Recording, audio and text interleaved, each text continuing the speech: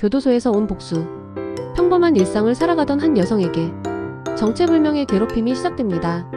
쓰레기가 집 앞에 버려지고 직장까지 찾아온 남자들의 위협. 그녀는 이 모든 것이 왜 일어나는지 알 수 없었습니다. 하지만 이 공포의 배후에는 상상도 못할 인물이 숨어 있었습니다. 바로 교도소에 수감된 전 남편. 그는 378통의 편지를 통해 치밀한 복수를 계획했습니다.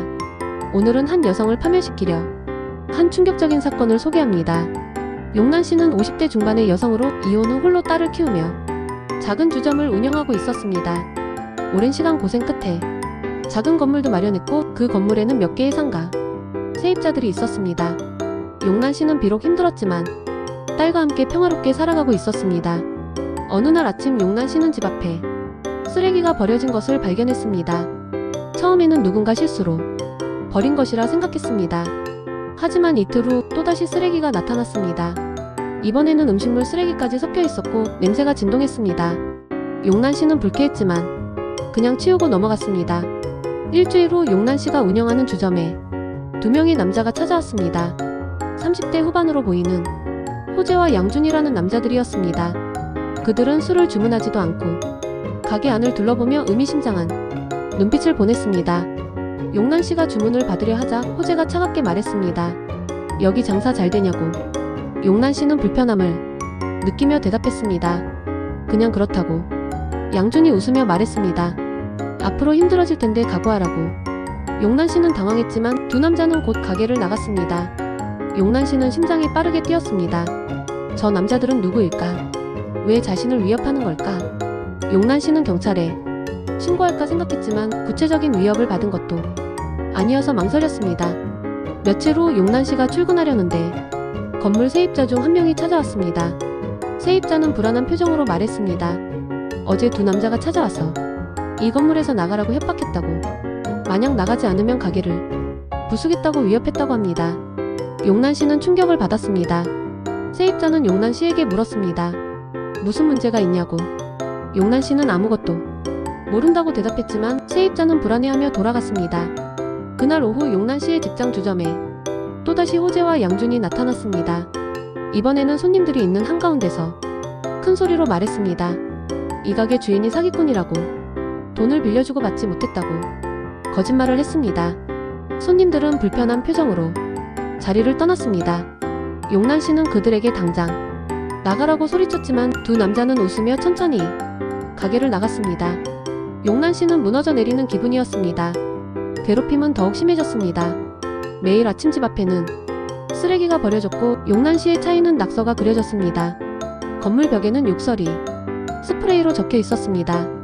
용란 씨는 CCTV를 설치했지만 두 남자는 얼굴을 가리고 범행을 저질렀습니다. 세입자들이 하나둘 나가기 시작했습니다. 협박을 견디지 못한 것이었습니다. 용란 씨의 월세 수입이 줄어들었고 주점도 손님이 끊겼습니다. 소문이 퍼진 것이었습니다. 용란 씨가 문제가 있는 사람이라는 소문. 용란 씨는 경찰에 신고했지만 경찰은 증거가 부족하다며 적극적으로 나서지 않았습니다.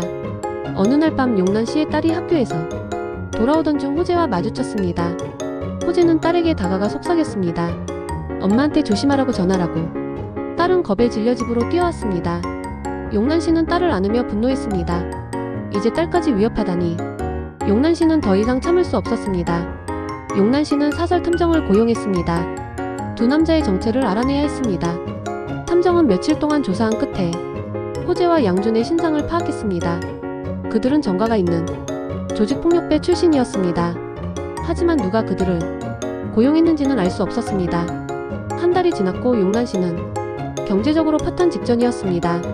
세입자는 모두 나갔고 주점도 문을 닫을 위기였습니다.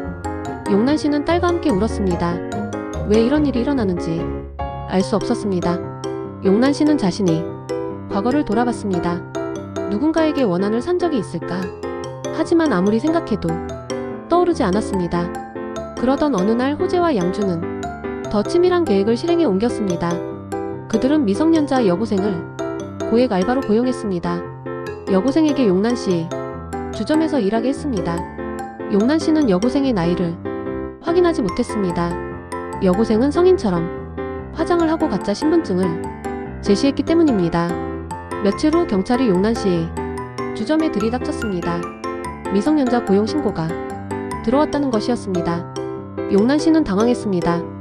경찰은 여고생의 실제 나이를 확인했고 용난 씨는 청소년보호법 위반으로 조사를 받게 되었습니다. 용난 씨는 자신이 속았다고 설명했지만 경찰은 법적 책임을 물을 수밖에 없다고 했습니다. 용난 씨는 절망에 빠졌습니다. 이제 범죄자가 되는 것이었습니다. 용난 씨는 모든 것이 계획된 것임을 깨달았습니다. 호재와 양주는 자신을 완전히 파멸시키려는 것이었습니다. 용난 씨는 경찰에 모든 것을 털어놓았습니다. 지난 몇 달 동안 겪은 괴롭힘, 협박, 그리고 치밀한 함정까지. 경찰은 용난 씨의 이야기를 듣고 사건의 심각성을 깨달았습니다.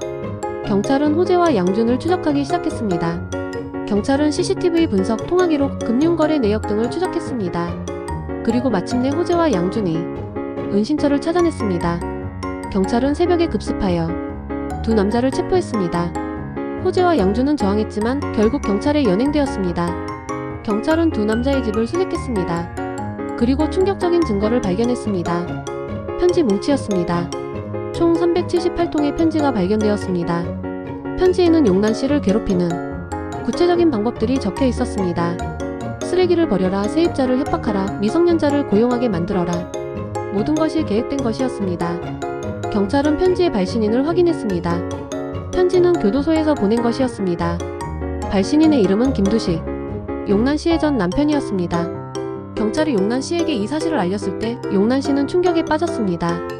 김두식, 그 이름을 듣는 순간 용난 씨는 과거의 악몽이 되살아나는 것을 느꼈습니다. 용난 씨는 경찰에게 김두식과의 과거를 털어놓았습니다. 20년 전 용난 씨는 김두식과 결혼했습니다. 처음에는 평범한 가정이었습니다. 아들과 딸을 낳고 행복하게 살았습니다. 하지만 김두식은 점점 변했습니다. 술을 마시고 폭력을 휘둘렀습니다. 용난 씨는 참고 견뎠지만 어느 순간 한계에 달했습니다. 10년 전 용난 씨는 이혼을 결심했습니다. 하지만 김두식은 이혼을 거부했습니다. 용난 씨가 강하게 이혼을 주장하자 김두식은 분노했습니다. 그리고 끔찍한 일이 벌어졌습니다. 김두식은 술에 취한 채 아들을 살해했습니다. 자신의 친아들을 용난 씨와 딸은 그 참혹한 현장을 목격했습니다. 재판이 열렸고 용난 씨는 법정에서 증언했습니다. 김두식의 폭력 살인 과정을 모두 증언했습니다. 딸도 함께 증언했습니다. 결국 김두식은 무기징역을 선고받았습니다. 김두식은 법정에서 용난 씨를 향해 저주했습니다. 너를 절대 용서하지 않겠다고, 반드시 복수하겠다고. 용난 씨는 그 말을 잊고 살았습니다. 10년이 지났고 김두식은 교도소에 갇혀 있었으니까요. 하지만 김두식은 복수를 잊지 않았습니다. 교도소 안에서 378통의 편지를 썼고 호재와 양준에게 보냈습니다. 호재는 김두식의 옛 조직원이었습니다.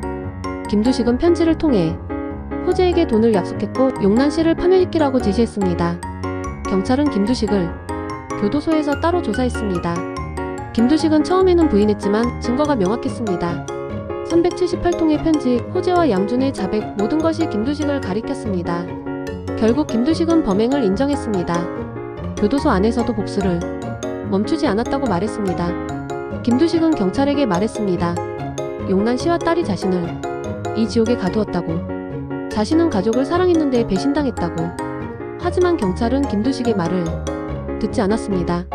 김두식은 자신의 아들을 죽인 살인자였습니다. 용난 씨는 피해자였고 정당하게 증언했을 뿐이었습니다. 재판이 다시 열렸습니다. 이번에는 김두식, 호재, 양준 모두가 피고인석에 앉았습니다. 검사는 김두식의 범죄교사, 호재와 양준의 협박, 업무방해, 사기 등의 혐의를 입증했습니다. 용난 씨는 법정에서 다시 한번 증언했습니다. 지난 몇 달 동안 겪은 공포와 고통을 털어놓았습니다. 판사는 엄중한 표정으로 판결을 선고했습니다.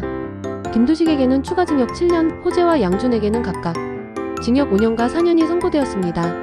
법정은 조용했습니다. 김두식은 고개를 숙였고 용난 씨는 눈물을 흘렸습니다. 재판이 끝난 후 용난 씨는 딸과 함께 법원을 나섰습니다. 햇살이 따뜻했습니다. 용난 씨는 딸의 손을 잡으며 말했습니다. 이제 끝났다고.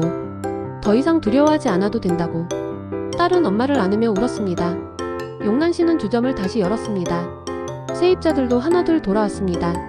소문도 잠잠해졌습니다.